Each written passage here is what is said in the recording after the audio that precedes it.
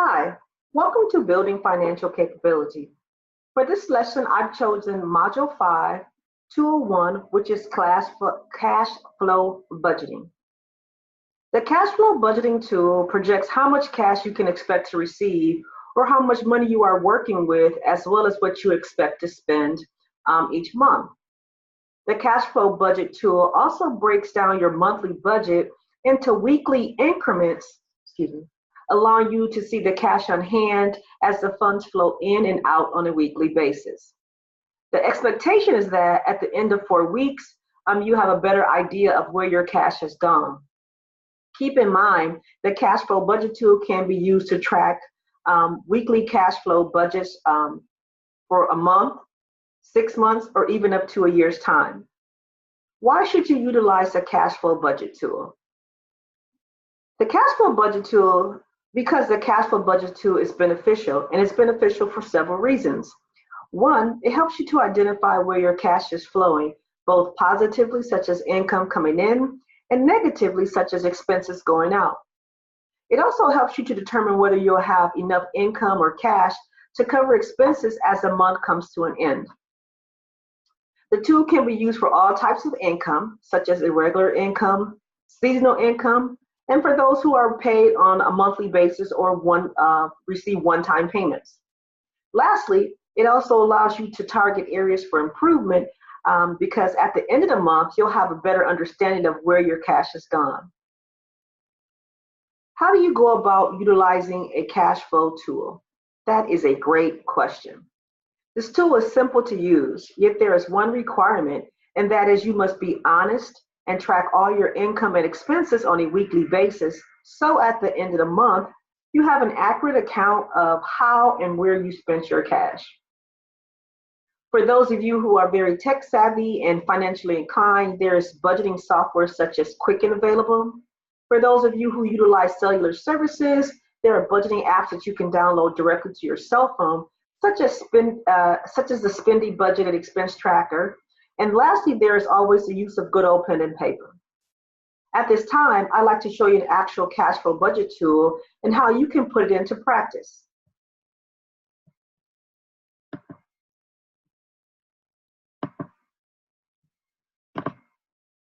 As you can see, I hope you guys can see, I'm trying to share my screen.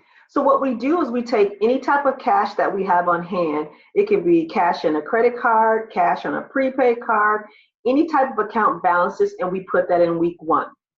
For the purpose of this illustration, we're going to follow this cash flow budget example and different budget items.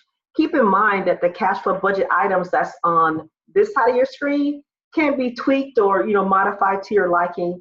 Some people may not have SNAP, some people may not have housing vouchers and things of that nature. So to start this off, week 1, we're starting off with $37, and that is our cash flow budget that we have right now.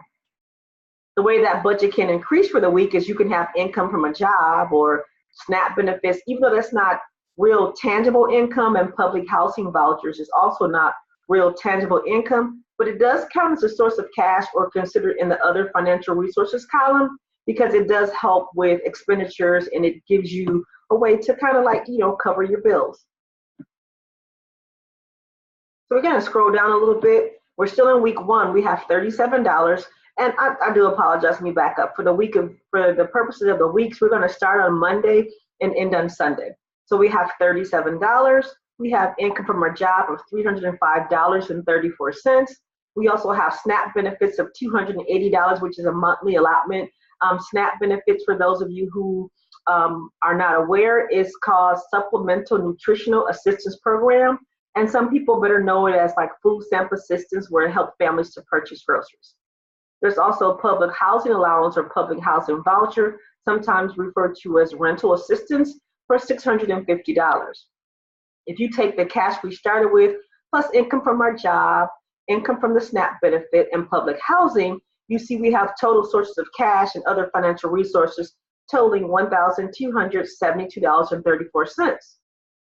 Now we're going to take look at our budget. This would be what would be considered our cash flow budget for week 1. We have all our income that's come in so far, and we have a cash flow budget of $1,272.34. I'm going to scroll down a little bit further so we can start to see how that cash starts to dissipate. We're still in week one. We started out with 1272.34 as our total cash budget or cash flow budget for week one. And now we have uses of cash and other financial resources. When you uses of cash is actually money going out or expenditures or expenses that you may have during week one. For example, we have $650 for housing or for rent. We also have utility expense of $59.97.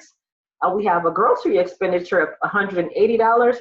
And then lastly, we have an expense for $240 for transportation. So the uses of cash and other financial resources is where we take these expenses, $650, $59.97, this $180, and then again, this $240, we add them together, and our total uses of cash for week one is $1,129.97. That gives us an ending balance for week one of $142.37. And the way we got that ending balance is we took our total cash, our total sources of cash, our income or our budget of $1,272.34, and then we subtracted our expenses, which came to $1,129.97. That gives us a balance of $142.37. So to calculate what we have available starting on week two, we take that balance of $142.37 and we kind of start the process all over again. We move that balance to week two, as you see here, and then we start to put in additional expenses as they come up. You might not have anything for week two, or you might go out to eat with your friends for $100, or you might only spend $50 on gas or for transportation. So we kind of keep the process going, or we keep the cycle going, so that eventually we'll get to week four, and then we can see exactly where our money, how much balance we have for week to week, and then we can see our expenditures. Some things we can't change; they're like fixed expenses. I'm sorry. For example, you can't too often change your housing. Some of us may have other added expense like auto loans or car notes, for example. Those things are kind of set in stone. But from week to week, we'll change and say we have 37 here. We had a balance left of 142.37. We start our week two with 142.37. And whatever we end up here after we take away uses of cash, whatever the new balance is, we start it over and we'll start that process or bring that balance forward. And we'll start that with week three. So what happens is at the end of the month, you have a better idea of where you're actually spending money or where you can actually cut costs. Because if you see over weeks 2, 3, and 4 that you were spending like maybe $100, $200 for those last 3 weeks, and that was just on you, going out to eat dinner or going to the movies or on your entertainment, then you might want to say, hey, I want to like pump my brakes and, I want to try to save a little bit and say maybe, moving forward to week 5 or week 6, you decide that you're not going to eat out. If you have any extra income, maybe you're going to put that into a savings account. Because remember, again, these columns over here for your cash flow budget items can be tweaked to any way you like. And I'm going to show you another form that kind of has expanded so you kind of get an idea of how you can put this form to good use. So here's what they call a cash flow budget worksheet. And then you do the same thing. You start your beginning balance for weeks here, showing weeks 1 through 5.